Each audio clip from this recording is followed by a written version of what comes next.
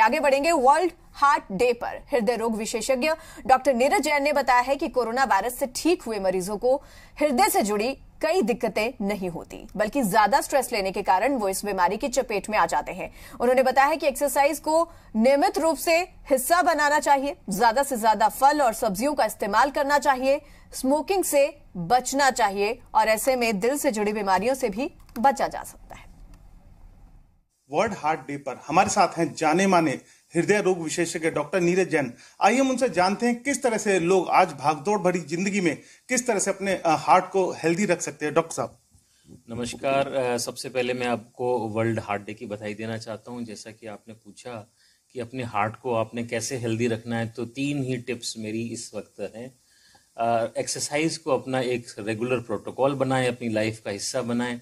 खाने का बहुत ध्यान रखें, ज़्यादा से ज़्यादा वेजिटेबल, ज़्यादा से ज़्यादा फ्रूट्स, लो कार्बोहाइड्रेट्स, ऑयल्स का यूज़ कम करें, रेड मीट कम खाएं, स्मोकिंग से बचें, अल्कोहल का प्रयोग लिमिटेड मात्रा में करें।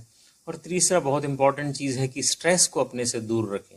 अगर हम इन 3 बातों को अपने जीवन में लाएंगे तो मुझे लगता है कि हार्ट की बीमारी से हम 100% दूर रहेंगे। डॉक्टर साहब, जैसे देखा गया है कि कई बार सांस फूलती है, सीने में दर्द होने लगता है, तो काफी लोग इसे हार्ट से भी जोड़ लेते हैं और कई लोग इसे अवॉइड भी कर देते हैं। उनके लिए किस तरह से मैसेज होगा, किस तरह से इसे देखना चाहिए? देखिए, अगर सीने में दर्द हो रहा है और सांस फूल रही है, मैं तो कहूँगा आपको एडमिशन की जरूरत नहीं है, लेकिन आप डेफिनेटली एक किसी एक्सपर्ट डॉक्टर को जरूर बताएं। क्योंकि मैंने बहुत सारे पेशेंट्स देखे हैं कि वो इसको गैस समझते रहते हैं या खाने से रिलेटेड कर रहते हैं, तो प्रीशियस टाइम, जो इम्पोर्टेंट टाइम होता है हार्ट की बीमारियों को हैंडल करने का, वो लॉस हो जाता है।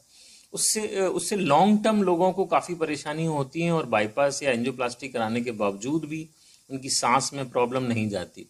तो कम से कम आप अगर इस तरह की सिम्टम्स आपके हैं तो किसी एक्सपर्ट डॉक्टर को जरूर दिखाएं और ECG या ईको या सिंपल टेस्ट जरूर कराएं। तो कई बार आप, जैसा आप सही बोल रहे हैं कि सीने में दर्द हमेशा हार्ट की वजह से नहीं होता, सांस की बीमारी भी हमेशा हार्ट की वजह से नहीं होती, लंग्स भी एक जिम्मेदार है सांस के लिए, बट एक्सपर्ट की सलाह लेना इसमें बहुत जरूरी है। डॉक्टर साहब, जैसे देखा गया है कि आजकल युवाओं को भी हार्ट से रिलेटेड बड़ी समस्याएं हो रही हैं, क्या कारण है उसका?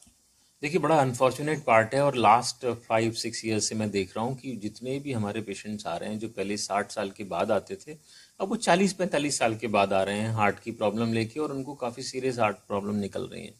तो मुझे तो ये लगता है कि एक स्मोकिंग जो सबसे इम्पॉर्टेंट फैक्टर है हमारी सोसाइटी में, वो जो हार्ट की प्रॉब्लम के लिए जिम्मेदार है।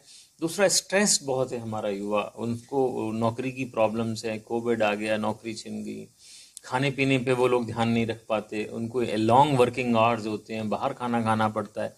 तो ये सब चीज़ें मुझे लगता है कि युवाओं में हार्ट की प्रॉब्लम के लिए काफ़ी हद तक जिम्मेदार है। जैसे भी देखा गया डॉक्टर साहब कि जैसे जिसको कोविड हुआ है उसके बाद उनको भी हार्ट की बड़ी दिक्कतें आई हैं, क्या कहीं ना कहीं जो कोविड की बीमारी है वो भी कहीं ना कहीं जिम्मेवार है हार्ट की समस्या?